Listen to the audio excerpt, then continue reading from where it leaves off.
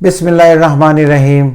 अस्सलाम वालेकुम नाजरीन, आप देख रहे हैं मेरा यूट्यूब चैनल एस्ट्रोलॉजर मौसम खान और मैं हूं मौसम खान।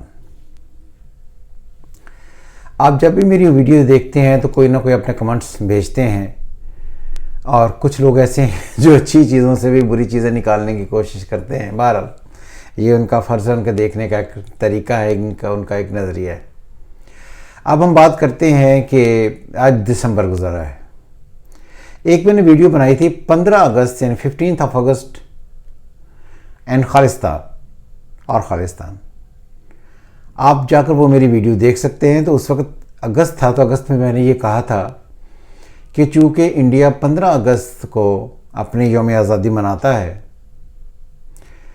और ये जो 15 अगस्त का टाइम है ये इंडियंस के लिए एक नई परेशानी का बायस होगा और जिस तरह टाइम आगे बढ़ेगा तो दिसंबर और भी ज़्यादा क्रिटिकल होगा इंडियंस के लिए। दो प्रेडिक्शंस उसमें मैंने की थी। एक नंबर एक कि अगर देखें तो अगस्त जो है, जो उनकी यौम आज़ादी का दिन है, उसी महीने में खालिस्तान के मुतल्लिक सिखों ने अपने एहतजाज रिकॉर्ड करवाने शुरू किए थे और अपने मुल्क को यानी कि खालिस्तान को लेने के लिए एक तहरीक चलाई थी। मैंने उसमें दो तस्वीरें भी शेयर की थी कि कुछ सिख हजरात ने कुछ ऐसे मकामात जो गवर्नमेंट से डायरेक्टली रिलेटेड थे या गवर्नमेंट के दफातर थे, उन पर भी उन्होंने अपने झंडा लहराया और तहरीक का आगाज़ हो गया। फिर मैंने कहा था ये तहरीक अब अगस्त से चलेगी, लेकिन दिसंबर में जाकर दिसंबर 2020 में जाकर और भी तेज़ हो जाएगी। और ये अब है दिसंबर।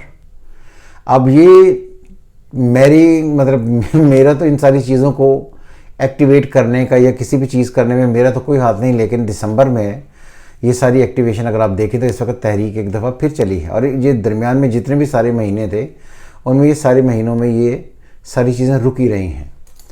तो मैं समझता हूँ कि मोदी साहब का आना इंडिया के लिए एक ऐसा बुरा शगुन है जिसकी वजह से इंडिया कहीं ना कहीं टुकड़े टुकड़े होगा और जो उसमें अक़वाम रहती हैं, मुख्तलिफ लोग रहते हैं, मुख्तलिफ नस्लें रहती हैं, उनके दरमियान ये तफ़रक़ा पड़ेगा।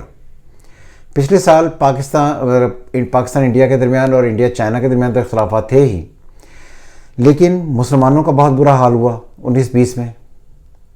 अब जो अगस्त चढ़ा है 2015, तब से सिखों के ख़िलाफ़ एक ख़ास तहरीक शुरू हुई है और सारा का सारा अगर पंजाब आप देखें तो ये सारा का सारा किसानों का और पंजाबियों का है, यानी कि सिख हजरात का है। तो अब दिसंबर में जो सारी सिचुएशंस इस वक्त पड़ी हैं, दिसंबर में ग्रेजुअली सारी चीज़ें आहिस्ता आहिस्ता किसानों और पंजाबियों के अगेंस्ट नेगेटिव हो गई हैं और आपस में पंजाबी लड़ रहा है। तो मैंने पहले भी कहा था कि मेरी ये एक रीडिंग आप देखिएगा, जाकर दिसंबर में एक नया रंग लाएगी। और इस वक्त देखेंगे अगर अब दिसंबर है तो दिसंबर में ये सारी चीज़ें दोबारा से फिर एक्टिवेट हो गई हैं और पंजाबी से लड़ने के लिए बिल्कुल तैयार खड़ा है। और कुछ पंजाबी हज़रात धमकियां दे रहे हैं मोदी सरकार को भी। तो इसलिए जो सिचुएशंस हैं बड़ी अजीब व गरीब किस्म की, डिफ़िकल्ट हैं।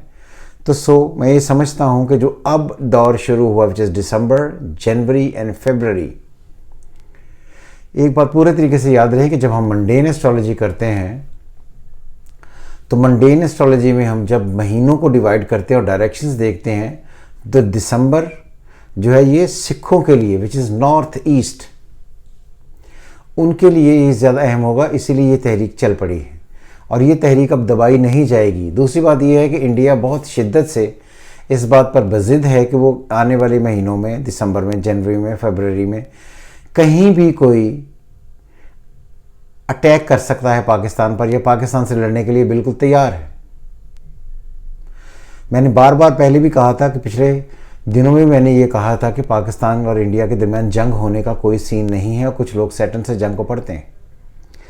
लेकिन आने वाले 2 महीने which is January and February, December, January and February और स्पेशली जनवरी एंड फरवरी, इसमें प्लैनेटरी कंडीशन में सन बहुत शदीद वीक होगा।